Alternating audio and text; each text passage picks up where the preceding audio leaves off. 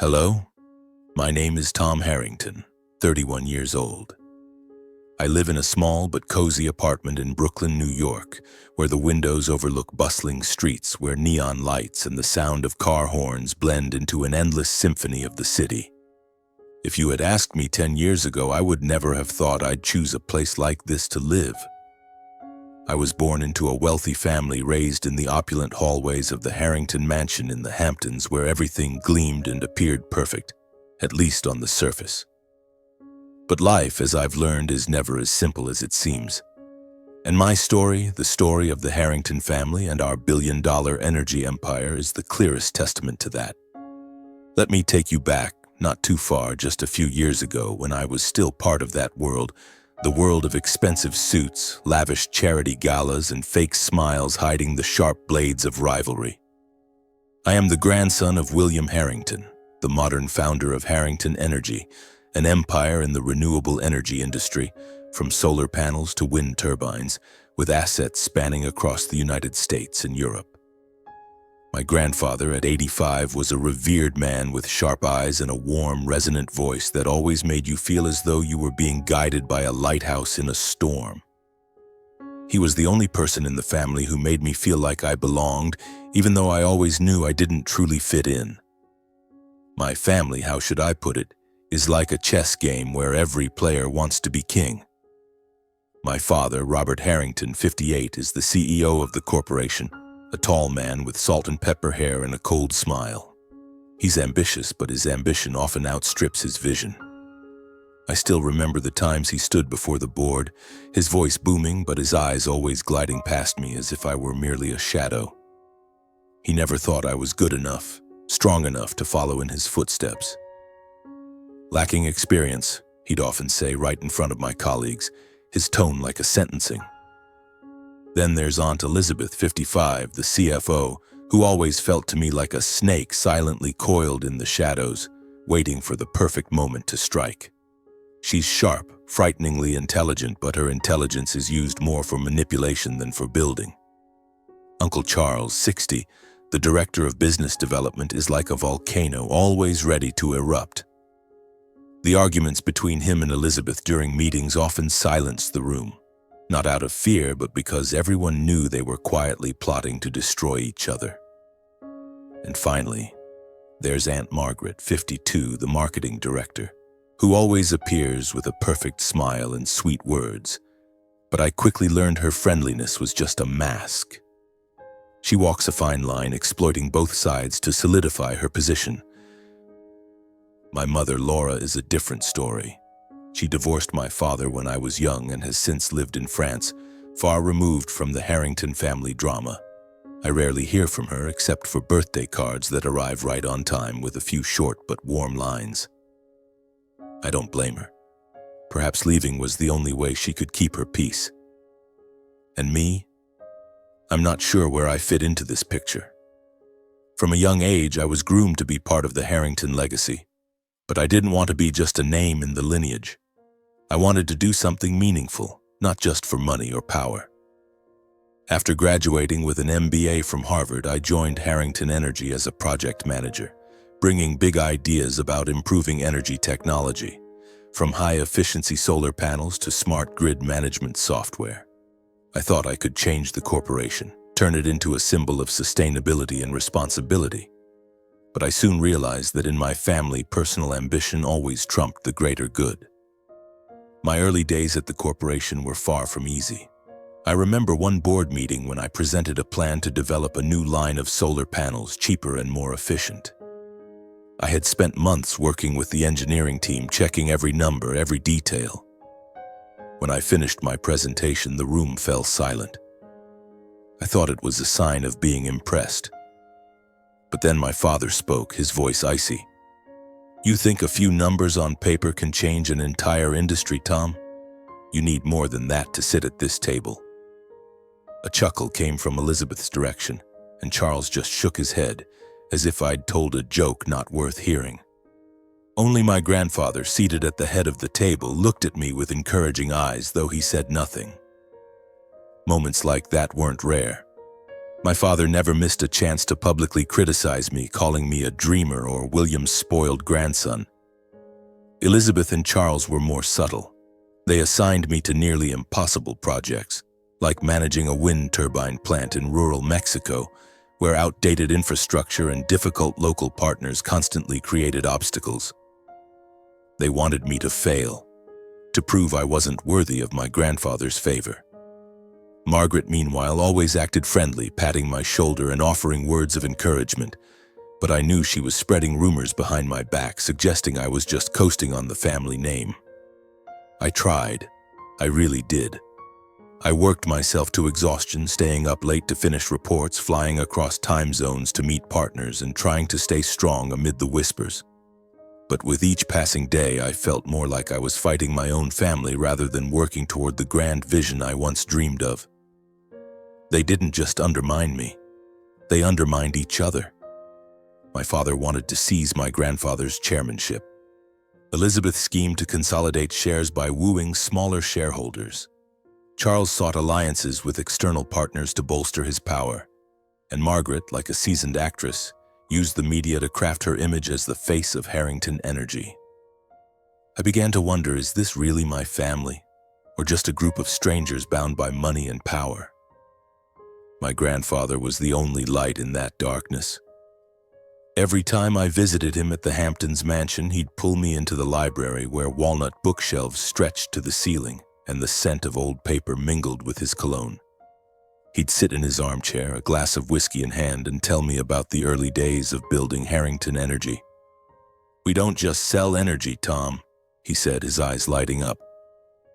"We bring hope, a cleaner future. But to do that, you have to be stronger than what they think of you."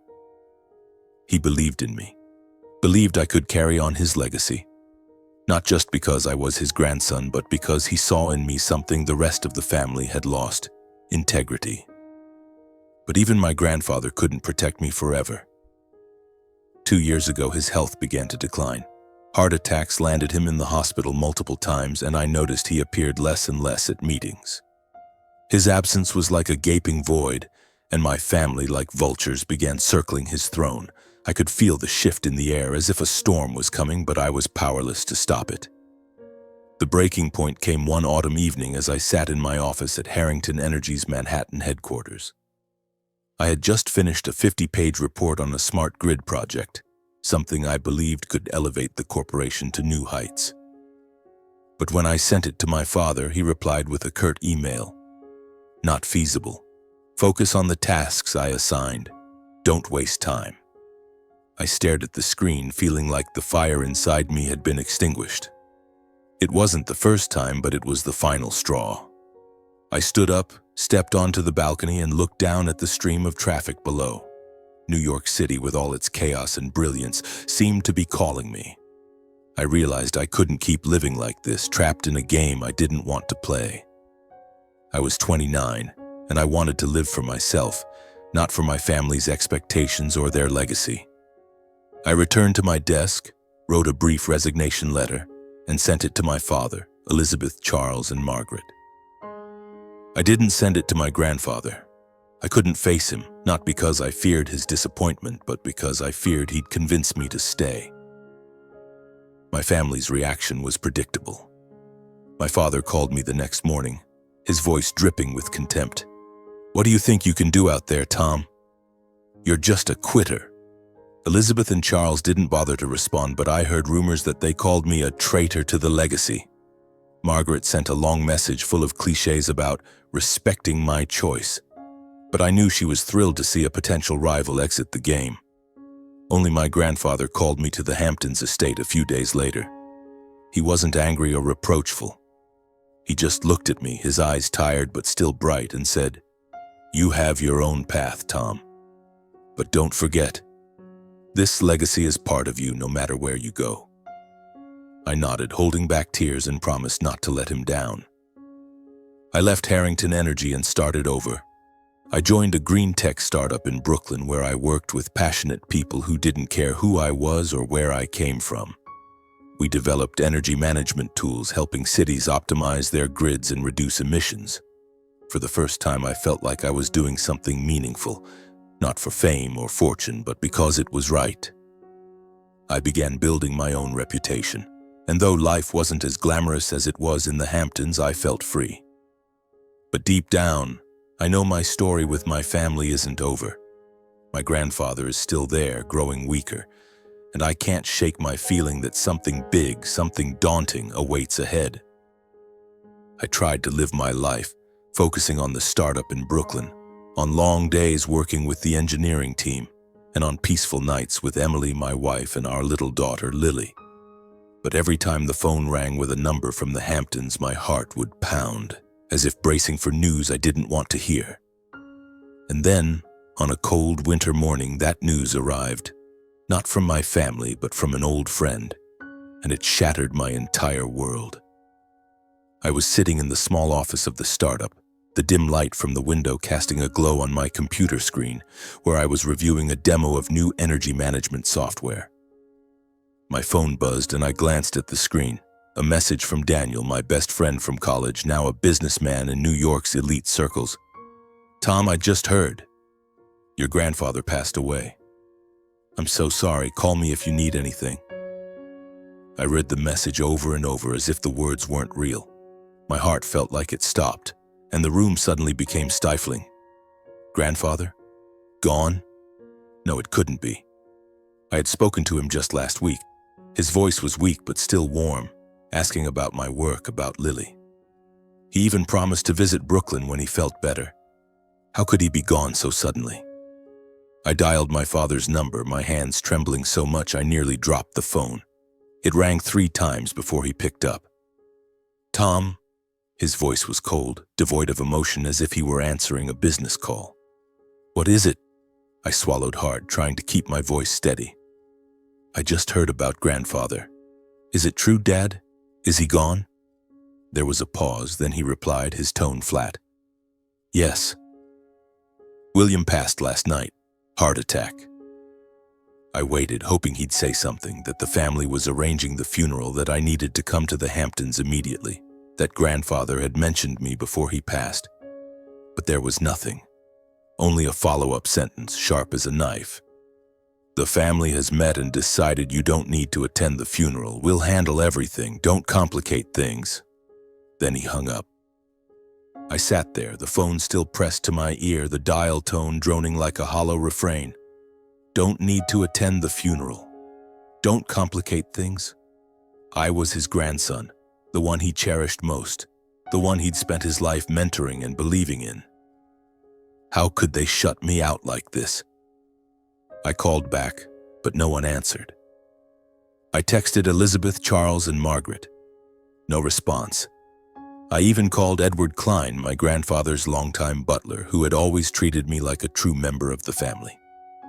But he only said, his voice stiff, "I'm sorry, Master Tom, but I'm just following orders. You're not allowed to come." It felt like the ground beneath me collapsed. My family, the people I'd once tried to please, hoped to change, had completely turned their backs on me. But I couldn't accept it. Not because I wanted a confrontation, but because I needed to say goodbye to my grandfather. I needed to stand before his coffin, see him one last time, and promise I wouldn't let him down. I texted Emily, telling her I had to go to the Hamptons immediately. She called back, her voice laced with worry. "Tom, I'm not sure this is a good idea. They've made it clear they don't want you there. I'm afraid they'll hurt you." I knew she was right, but I couldn't stay put. "You don't understand," I said, my voice choking. "Grandfather was the only one who believed in me. I have to go, whether they want me there or not." Emily was silent for a moment, then said, "All right. But be careful, and call me if anything happens." I promised, but we both knew I was heading into a storm. I drove for over 3 hours from Brooklyn to the Hamptons, through roads blanketed in snow. The Harrington mansion loomed ahead with its marble columns and perfectly trimmed cypress trees. But today, it no longer held the warmth of my memories. It felt like a cold fortress, a place I once belonged to but was now banished from. The main gate was wide open, and I saw dozens of luxury cars lining the driveway. Rolls-Royces, Bentleys, and Mercedes belonging to the elite, here to pay their respects to William Harrington. But I didn't care about them. I just wanted to get inside, to have one moment to say goodbye. I parked at the gate, and a tall security guard stepped forward. I recognized him, Joe, who had worked for the family since I was a kid. "Joe," I said, forcing a smile. "I need to get in. I'm Tom, William's grandson." He looked at me, his eyes full of discomfort, then shook his head. "I'm sorry, Master Tom. I have orders not to let you in, from Mr. Robert and Ms. Elizabeth." I felt a rush of heat to my head. "Orders? This is my grandfather's funeral. You can't stop me." I stepped forward, trying to push past, but two more guards appeared, blocking my path. One of them put a hand on my shoulder, his voice firm. "Don't make this harder for us, Mr. Harrington. You need to leave now." I turned back, and through the gate I saw familiar faces. Shareholders, partners, people who used to call me Young Tom when I was a child. They were staring at me, whispering to each other, and I knew what they were thinking. Tom Harrington, the traitor, the quitter, daring to show up here. I saw my father near the main entrance, dressed in a black suit, talking to a group of guests. He glanced my way, his eyes cold, then turned away as if I didn't exist. Elizabeth stood nearby, a fake smile playing on her lips as if she were relishing the scene. Charles and Margaret were somewhere out of sight, but I knew they supported this decision. My family had united to erase me, and that hurt more than any insult I'd ever endured. "You can't do this," I shouted, my voice breaking. "Grandfather was the only one who believed in me. You have no right to stop me." But Joe just shook his head, his voice almost pleading. "Please, Master Tom, don't make us use force." I stood there, my breath forming clouds in the cold air, feeling like my heart was shattering. I wanted to charge in, to confront my father, Elizabeth, to scream that they didn't deserve my grandfather's legacy. But I knew it was futile. They had won, at least for today. I turned back to my car, opened the door, and slid into the driver's seat, my hands gripping the steering wheel until my knuckles turned white. I didn't cry, not because I was strong, but because I was too broken to. On the drive back to Brooklyn, I was numb. Memories of my grandfather flooded back piece by piece, like fragments of a picture I never wanted to forget. I remembered afternoons in the library when he'd tell me about the early days of building Harrington Energy, when he was just a young engineer with a dream to change the world. "Money and power are just tools, Tom," he'd said, his eyes blazing. "What matters is what you leave behind for the next generation." I remembered the time he took me to a wind turbine farm in Texas when I was 12. He pointed to the massive blades spinning in the wind and said, "One day, you'll lead all of this. But you have to be stronger than what they think of you." When I got back to the apartment, it was already dark. Emily was waiting, her eyes full of worry. "Are you okay?" she asked, but I just shook my head and hugged her tightly. Lily was asleep, and I stepped into her room, looking at my daughter's angelic face in the soft glow of her nightlight. I sat by her bed, overwhelmed by helplessness. I had lost my grandfather, the only one who believed in me, and now my family had erased me from their world. I didn't know what to do next, how to move forward. I walked into the living room, and my eyes landed on a photo on the bookshelf, a family picture my grandfather had given me during my last visit. It was taken at the Hamptons mansion during a summer party years ago. My grandfather stood in the center, a rare smile on his face, and I stood beside him, 25 years old, full of passion and naivety.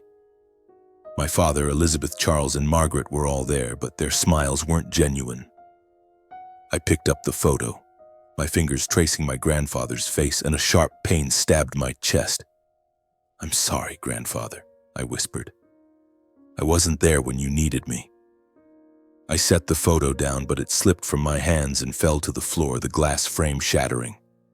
As I bent to pick it up, I noticed something inside the frame, a small, folded piece of paper tucked behind the backing. My heart raced as I opened it. It was a handwritten letter in my grandfather's familiar script. The first line took my breath away. "Tom, if you're reading this, I'm likely gone. but I need you to know the truth." I slumped onto the sofa, the letter trembling in my hands.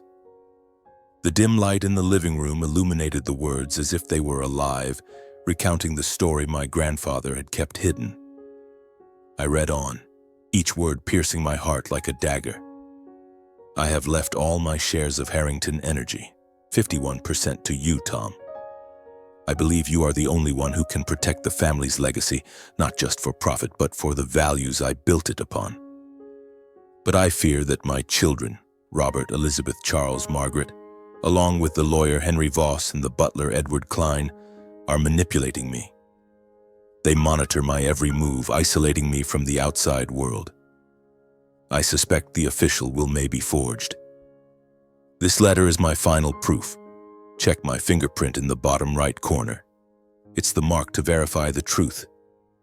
I looked at the corner of the letter, and sure enough, there was a faint but clear fingerprint inked in black. My heart pounded, threatening to burst from my chest. My grandfather had known. He knew the family would betray him, betray me, and he had left this clue hidden in the photo he gave me during our last visit.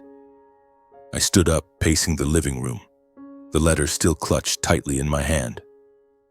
The pain of my grandfather's death now mingled with anger and determination. They thought they could steal his legacy, steal the trust he placed in me. But they were wrong. I wouldn't let them win. I would fight, not just for myself, but for my grandfather, for what he built, for the words he once told me. "You have to be stronger than what they think of you." Emily walked in, her eyes filled with concern as she saw my dazed expression. "Tom, what's wrong?" she asked, her voice soft but full of care. I handed her the letter, and as she read, her eyes widened, her hand covering her mouth. "My God, Tom, this is... Your grandfather left everything to you?" I nodded, my voice hoarse. "But my family... They forged the will, they stole it. I need to do something." Emily took my hand, her gaze steady. "We will, but you can't do this alone. We need help." The next morning, I called Daniel, my best friend who had informed me of my grandfather's passing.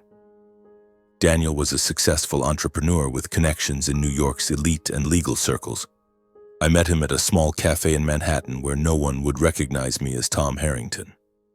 I showed him the letter, and his face grew increasingly grave as he read. "Tom, this is a bombshell," he said, his voice low. "If what your grandfather wrote is true, your family didn't just forge the will. They could be guilty of criminal acts, but you need evidence. This letter is a start, but it's not enough to take to court."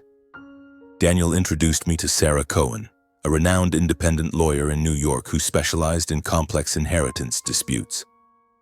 Sarah, a woman in her 40s with sharp eyes and a calm voice, exuded a quiet intensity. When I handed her the letter and recounted the entire story, from being sidelined at the corporation to leaving, to being barred from the funeral, to my grandfather's letter, she nodded, scribbling notes quickly in her notebook. "This is a big case, Tom," she said, "but I need you to understand that your family won't let go easily. They have money, power, and top lawyers. Are you ready to take them on?" I looked her in the eye, feeling a fire ignite within me. "I don't have a choice. My grandfather believed in me. I can't let him down."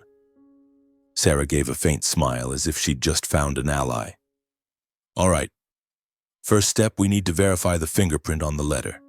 Then I'll request the court to reopen the official will. But we'll need more evidence of the forgery.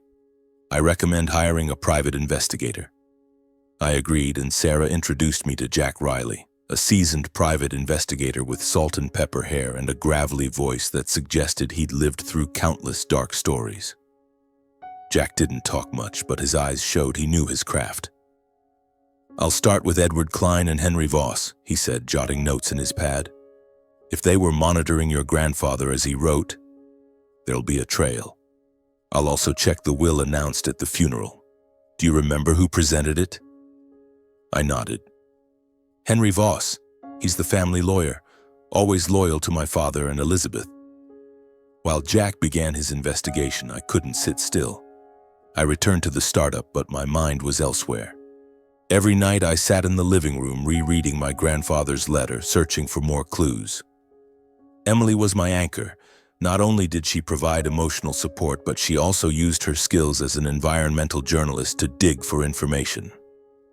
She contacted sources in the energy industry who had worked with Harrington Energy and discovered that the corporation was in serious trouble. Its stock had plummeted 60% in 2 years, major partners were pulling out, and the media was questioning my father's and aunt's and uncle's leadership. A week later, Jack called me to his office in Queens, a small room heavy with the scent of coffee and tobacco. He tossed a stack of documents onto the desk, his eyes resolute. "You'll want to see this," he said. I opened the file and what I saw chilled me. Jack had uncovered emails between Henry Voss and Elizabeth discussing amendments to my grandfather's will before his death. There was also a recording from a former employee of Henry's, confirming he'd been bribed by my father and Elizabeth to legitimize the forged will. But what shocked me most was Jack's report on Edward Klein, my grandfather's butler. Edward hadn't just reported my grandfather's meetings to Elizabeth. He'd installed listening devices in his room. "Your grandfather was practically a prisoner in his own home," Jack said, his voice laced with contempt. "They didn't want him contacting you or anyone who could disrupt their plans." I gripped the documents, feeling my blood boil. "What did they do to him?" I whispered, unsure if I was asking Jack or myself. Jack put a hand on my shoulder. "I know you're angry, Tom, but we need to stay calm. This evidence is strong, but your family will fight back. They'll do anything to protect their shares and reputation." I contacted Sarah immediately, and she agreed we had enough to take the case to court. But she warned me. "Your family will hire the best lawyers. They'll try to discredit you, claim you're fabricating this to seize the company. You need to be prepared." I nodded, but deep down I wasn't afraid. Not because I was confident, but because I knew I was doing the right thing. I was fighting for my grandfather, for his legacy, and for myself. While Sarah prepared the legal filings, Jack continued his investigation and found a key witness. Clara, my grandfather's private nurse during his final months. Clara, a woman in her 50s with sad eyes, agreed to meet me at a small diner in Long Island. She held my hand, her voice trembling as she recounted what she'd seen. "Mr. William was a good man, Tom," she said, "but he was isolated. Edward wouldn't let him make calls, and every time you visited, he was watched. Once he tried to write something for you, but Elizabeth showed up and took it away. He knew they were plotting, and he was so worried about you." I felt tears welling up, but I held them back. "Do you have any proof, Clara?" I asked. She nodded, pulling out a notebook. I wrote everything down, dates, times, what I saw, what he said. I knew you'd need it someday. With evidence from Jack, Clara, and my grandfather's letter, Sarah filed a petition in a New York court to reopen William Harrington's official will. The news spread quickly and the media took notice. Emily helped me connect with trusted reporters who wrote about Harrington Energy's decline and the suspicions surrounding the will. Public pressure forced my family to respond. My father held a press conference at the company's headquarters, declaring I was an opportunist exploiting my grandfather's death to seize power. Elizabeth appeared on television, her fake smile intact, saying I had abandoned the family long ago and had no right to interfere. Charles and Margaret stayed silent, but I knew they were quietly rallying shareholders against me. The trial was a nightmare. I sat in the courtroom facing my family, my father, Elizabeth, Charles, Margaret, and their legal team led by a tall man named Richard Hayes, known for turning cases around. Sarah presented the evidence: my grandfather's letter, the fingerprint, Henry Voss's emails, Jack's reports, and Clara's testimony. I watched my family as the evidence was revealed. My father clenched his fists, his eyes blazing with anger. Elizabeth maintained a composed expression, but I noticed her fingers trembling slightly. Charles muttered something to Margaret, who kept her head down, avoiding my gaze. Richard Hayes countered, calling me a disgruntled quitter who left the company due to incompetence. He produced old documents, reports my father had once criticized me for, to prove I was unfit to lead. He even suggested my grandfather's letter was forged, claiming I'd hired someone to fake the fingerprint. But Sarah didn't flinch. She presented a forensic report confirming the fingerprint was my grandfather's and called Clara to the witness stand. As Clara recounted my grandfather's final days, her voice breaking, the courtroom fell silent. I looked at my father, hoping for a hint of remorse, but he stared straight ahead, as if deaf to her words. The trial lasted 3 weeks, each day a grueling challenge. My family spread rumors claiming I was sabotaging the Harrington name out of spite. Some smaller shareholders loyal to my father called to threaten me. But surprisingly, many major shareholders who had worked with my grandfather began supporting me. They were frustrated with my father's and aunts' and uncles' poor management, the losses and internal scandals. Daniel helped me meet with them, and I convinced them I wasn't just fighting for the shares. I wanted to save Harrington Energy, to restore it to its glory under my grandfather's leadership. Finally, on a March afternoon, the judge delivered the verdict. Based on the evidence presented, including the handwritten letter of Mr. William Harrington, the authenticated fingerprint and witness testimony, this court declares the will presented by attorney Henry Voss on December 15th to be fraudulent. The original will, bequeathing 51% of Harrington Energy to Mr. Thomas Harrington, is recognized as legally valid. The courtroom erupted in murmurs. I sat there, unable to believe my ears. Sarah squeezed my hand, smiling. "We did it, Tom." I looked at my family. My father stood, his face flushed, and stormed out without a word. Elizabeth glared at me, her eyes full of hatred, then followed him. Charles shook his head while Margaret kept her gaze lowered as if acknowledging defeat. I didn't feel triumphant. I felt exhausted, and a part of me still ached seeing my family fall apart like this. After the trial, Sarah warned me that my family might appeal, but with the current evidence, their chances of winning were slim. I thanked her, Jack, Clara, and Daniel. But the person I wanted to thank most was Emily, who had stood by me through every storm. That evening, I held her and Lily tightly, feeling like I could finally breathe again. Lily, with her big round eyes and innocent smile, asked, "Daddy, are you a big boss now?" I laughed, ruffling her hair. "Not quite, sweetheart. I'm just trying to do the right thing." But deep down, I knew the weight of responsibility pressing on my shoulders. I was now the chairman of Harrington Energy, with 51% of the shares and a company teetering on the brink of collapse. My grandfather's legacy was in my hands, and I couldn't fail.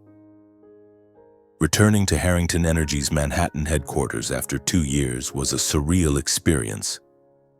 The skyscraper with its gold-plated H logo still stood as imposing as ever, but the atmosphere inside had changed. The hallways, once filled with chatter and laughter, were now quiet, with employees lowering their heads as they passed me, their eyes brimming with suspicion and fatigue. The company's stock had plummeted 60% in 2 years. Major partners had pulled out, and competitors were seizing market share. Internally, chaos reigned, with factions still loyal to my father, Elizabeth, or Charles. I knew I wasn't welcomed, not as a savior, but as an outsider daring to step into their kingdom. On my first day, I called a board meeting. As I entered the conference room, I faced familiar faces: my father, Elizabeth, Charles, Margaret, and a few major shareholders. The air was thick with tension, as if I'd walked into an undeclared war. My father sat at the head of the table, his eyes cold as though I were a traitor. Elizabeth wore a fake smile, but I noticed her fingers gripping her pen tightly. Charles muttered something under his breath while Margaret looked at me with an unreadable expression. I took a deep breath, stood tall, and began. "I know many of you don't want me in this chair, but I'm not here for revenge or power. I'm here to save Harrington Energy, for my grandfather, for his legacy, and for everyone who's ever believed in us." I laid out the company's dire situation: hundreds of millions in losses from my father's risky investments, contracts canceled due to Charles's conflicts with partners, and Margaret's ineffective marketing campaigns. I didn't accuse, just presented the facts, but I saw my father's face flush, Elizabeth's lips tighten, and Charles slam the table. "You think you can do better than us, Tom?" Charles growled. "You're just a kid who gave up." I looked him in the eye, my voice calm but firm. I didn't give up. I left because I didn't want to play this game of backstabbing. But now I'm back, and I'll do whatever it takes to save this company. I proposed a restructuring plan, removing disloyal staff, appointing a new team, and focusing on cutting-edge technology like next-generation energy storage. I also wanted to hire a professional CEO to assist while I took the role of chairman, ensuring a long-term vision. Some shareholders nodded, but my father stood, his voice dripping with contempt. "You think you can erase us, Tom? Harrington Energy belongs to this family, not just you." I looked at him, a pang of pain in my chest, but I didn't back down. "This family has been destroying it, Dad. If you truly cared, you'd support me, not fight me." The meeting ended in tension, and I knew I'd just declared war. But I had no time to hesitate. I started by meeting key employees who had stayed despite the company's decline. I listened to them, from engineers to administrative staff, and realized they hadn't just lost faith in leadership. They'd lost hope in the future. I stood before them in the company cafeteria. No suit, no prepared speech, just speaking from the heart. "I know you're tired. I know you think Harrington Energy is dying, but I'm here to say we can change that. We'll work together, not for money, but for what this company once stood for: a cleaner, better future." My words weren't magic, but I saw a flicker of light in their eyes. I brought in my team from the Brooklyn startup, young, passionate people unburdened by internal politics. We worked day and night, analyzing data, meeting partners, and developing a new, cheaper, more efficient energy storage system. I flew to Germany and Japan, securing contracts with major tech firms, convincing them Harrington Energy was still trustworthy. Emily helped me launch a media campaign emphasizing sustainability and social responsibility to rebuild the company's image. But my family didn't sit idly by. My father and Elizabeth refused to resign from the board, despite growing shareholder discontent. They spread rumors that I was leading the company to ruin, that I lacked the experience to be chairman. Charles tried to ally with a competitor, leaking internal information to undermine me. Margaret, ever cunning, appeared on television, implying I was destroying the family legacy out of selfishness. I knew they were waiting for me to fail, biding their time to overthrow me. One night, as I stayed late at the office, an old employee of my father's, a man who had worked with my grandfather, walked in. His name was Frank, an aging engineer with tired but sincere eyes. "Master Tom," he said, his voice low.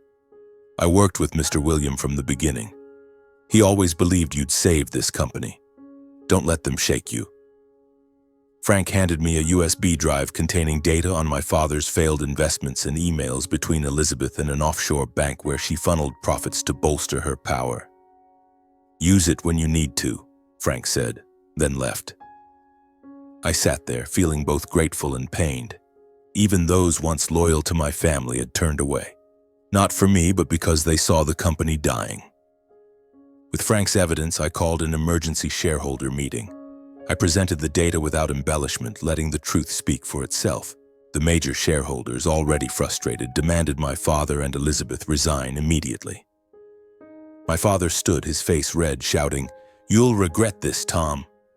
But this time, no one stood with him. Elizabeth tried to stay composed, but I saw defeat in her eyes.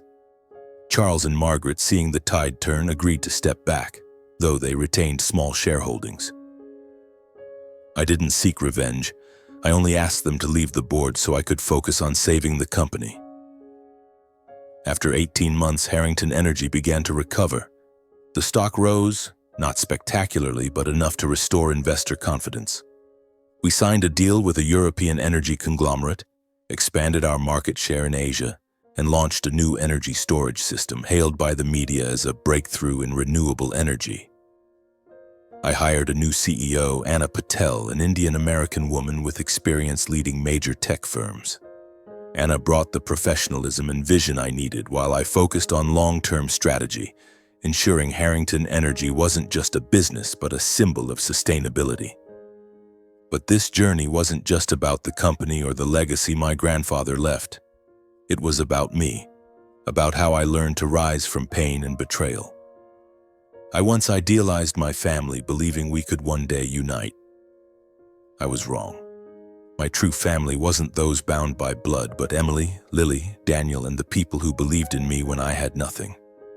I didn't forgive my father, Elizabeth, Charles, or Margaret, not out of hatred, but because I needed to protect myself and my small family. I kept my distance, only communicating when necessary for work. My father and Elizabeth all but vanished from high society, while Charles and Margaret lived quieter lives, as if accepting defeat. One evening, as I stood on the balcony of my office looking down at the glittering lights of New York City, I felt my grandfather's presence beside me. I remembered his words. Leadership isn't just about power, Tom. It's about responsibility. I had done it, not to prove anything to my family, but to prove to him, to myself, that I was worthy of his trust. Harrington Energy was no longer just a company. It was a testament to what my grandfather built and what I was determined to protect. But this journey, I realized, wasn't just about saving a corporation. It was about finding myself, learning to stand tall amidst the wounds my family left behind, and understanding that sometimes family isn't about blood, it's about the people who choose to stay by your side. Over 2 years after becoming chairman, Harrington Energy had regained its former glory. The stock had risen more than 40% from its lowest point. International contracts were pouring in, and our new energy storage system was hailed by tech magazines as the future of renewable energy. Anna Patel, the CEO I hired, had become my right hand, her sharpness and decisiveness helping me turn my vision into reality. But this success didn't come easily. Every step was a battle, not just with the market or competitors, but with the shadows of the past. My family, though removed from the board, remained an unhealed wound. My father, Robert, now lived in a luxurious Upper East Side apartment, but no longer appeared in high society. I heard he spent most of his time playing golf and avoiding the press. Once I received a handwritten letter from him. Not an apology, but a lengthy accusation. You've destroyed this family, Tom. You think you're a hero, but you're just selfish. I read the letter, then folded it and placed it in a drawer. I wasn't angry. I was sad because I had once hoped he'd understand that I wasn't fighting to defeat him, but to save what my grandfather left behind. Elizabeth disappeared from New York, moving to London to run a small investment fund.